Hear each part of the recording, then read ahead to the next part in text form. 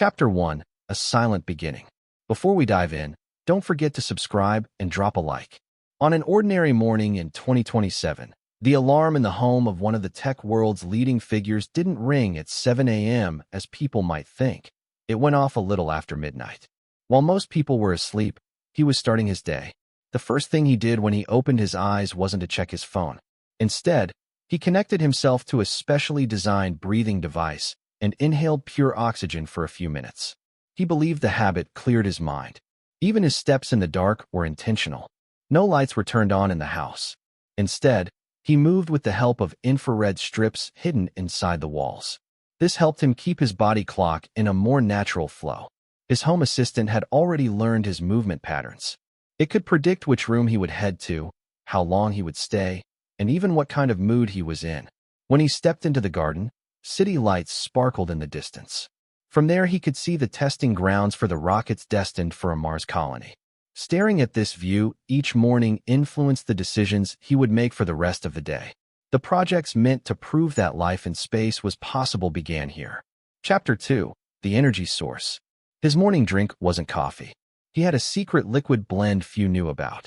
A combination of oat protein, seaweed extract, and a new strain of microalgae developed in his private biolab powered him up for the day. It didn't taste great, but its effect lasted for hours. Even while preparing the drink, his mind ran through formulas, nutrition values, absorption rates, energy conversion processes. Everything was calculated. Nothing was random. Every action had a scientific reason behind it. Before he started work, he meditated for 12 minutes every single day.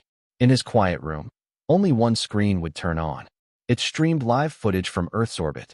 It reminded him why he worked, the planet's fragility, the risks humanity might face, the importance of alternative habitats. All of this ran through his mind in those 12 minutes. Ideas that surfaced during meditation often turned into the day's most creative solutions. In these calm moments, his brain made unusual connections, merging seemingly unrelated topics into practical, innovative projects.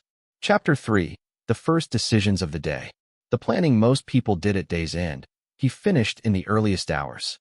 His AI-assisted note-taking system projected the ideas in his head directly onto screens. The speech recognition was so advanced it could capture every word, even when he whispered.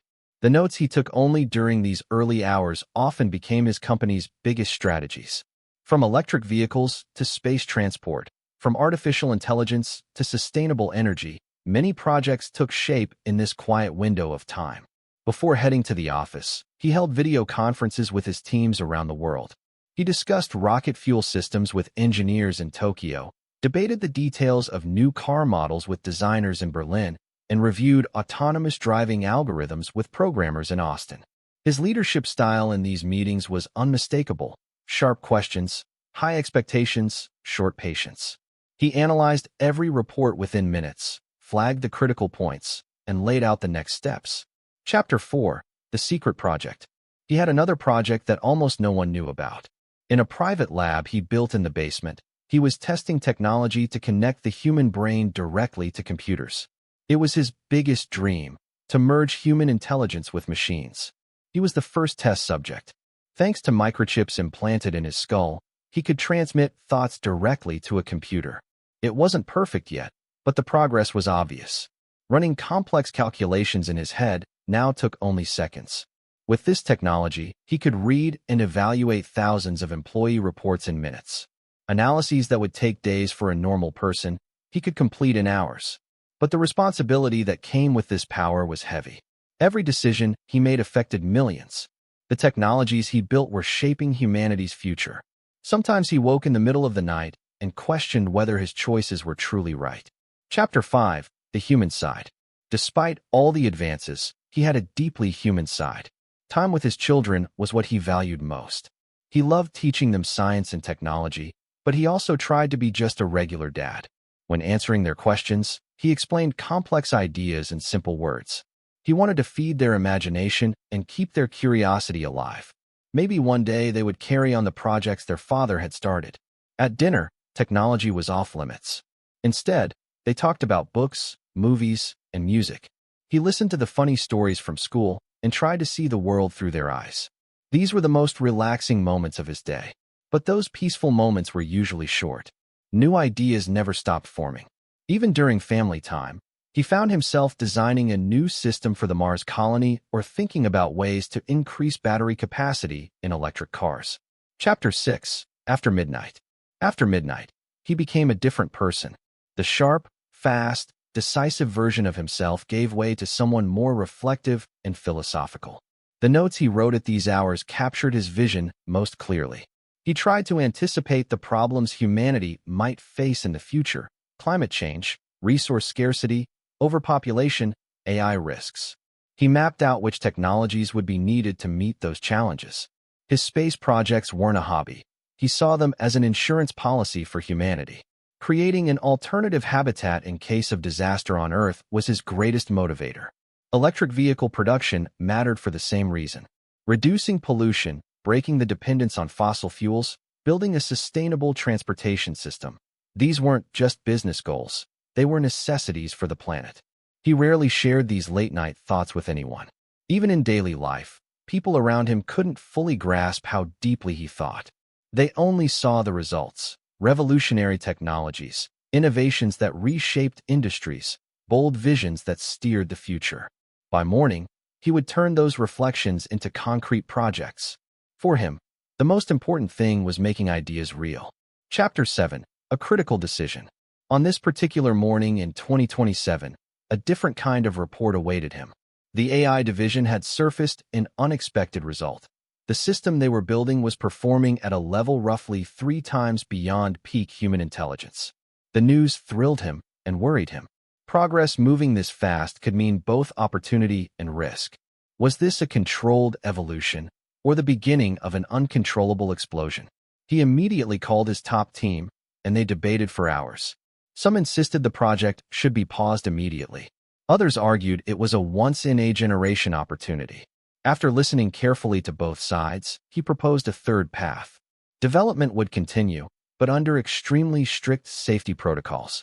Every step would be reviewed by independent ethics boards. Humanity's interests would always come first. It was a decision that summed up his philosophy of leadership. Chapter 8. In the Shadow of Rivals. He knew that other tech giants were pursuing similar goals: AI labs in China, robotics centers in Europe, startups in Silicon Valley. Everyone was racing toward the same horizon. The competition motivated him, but also made him uneasy. Falling behind wouldn't just be a commercial failure. It could be a critical loss for humanity's future. Whoever held these powerful technologies would need to use them responsibly. A dedicated team tracked his rivals closely: patent filings, academic papers, tech fair demos, even employee moves. With this intelligence, he could anticipate industry trends and adjust strategy in time. But his real advantage was mindset. While rivals focused on incrementally improving the present, he searched for entirely new approaches. That difference kept his projects a step ahead. Chapter 9. Responsibility to society. He understood how much his influence had grown. His decisions affected not just his companies, but society at large. The weight of that responsibility sometimes woke him at night, forcing him to ask whether he was still on the right path. His education initiatives reflected this sense of duty. The science schools he founded around the world were designed to find and nurture talented kids. He believed they would become the scientists and engineers of tomorrow. An internet infrastructure push across parts of Africa came from the same mindset. Giving millions easier access to information could help reduce global inequality. Projects like these didn't bring profit, but they brought peace of mind. He felt the same responsibility when developing climate-friendly tech. Every new electric car, every solar panel, every wind turbine was part of leaving a cleaner world to future generations. Chapter 10. An Unexpected Discovery. The latest report from the lab revealed a discovery that could change everything. During brain-computer interface tests, they found a way to transfer human memory to a computer. It threatened to redefine the very idea of immortality. He was both excited and troubled. Technologically, it was a breakthrough. Ethically, it raised enormous questions. What did it mean to upload human consciousness to a digital realm? Was that life, or just a convincing simulation? Knowing how sensitive the issue was, he shared the result with only a handful of people. The research would continue, but under extreme secrecy. In the wrong hands, The technology could be dangerous. He couldn't help wondering what it might mean for his own family. Preserving the consciousness of loved ones sounded like a blessing, but it also meant interfering with the natural cycle of life. Chapter 11. A Race Against Time. New data showed global warming was accelerating, pushing him to act faster. Climate change was advancing more quickly than expected. Scaling sustainable technologies had become urgent. He decided to maximize production of electric vehicles. New factories would open, throughput would increase, costs would drop. His goal was to push fossil fuel cars into the past. He launched aggressive research to boost solar panel efficiency. Current tech hovered around 20%. He wanted 40%. If achieved, solar could spread across the world at unprecedented speed. He also accelerated the space program. The Mars colony was no longer just a dream. It was becoming a necessity. An alternative habitat had to be established in case Earth faced environmental collapse. Chapter 12. Final Reflections. At night, he stared out the window and thought about how far humanity had come, far beyond what he'd imagined as a child. The pace of technology was only accelerating. Societies able to adapt would survive, the rest would fall behind. His mission was to guide humanity through that transition. The burden was heavy, but it gave his life meaning. He wondered how future generations would remember him, as a visionary or as a dangerous technophile. The answer would depend on the outcomes of his decisions. But one thing felt certain: humanity's potential was limitless. With the right tools and guidance, no problem was unsolvable. Living on Mars, curing diseases, building a world powered by clean energy, all of it was within reach. By morning, he would once again turn these thoughts into action. For him, the point of it all was simple: turn dreams into reality and give humanity a better future.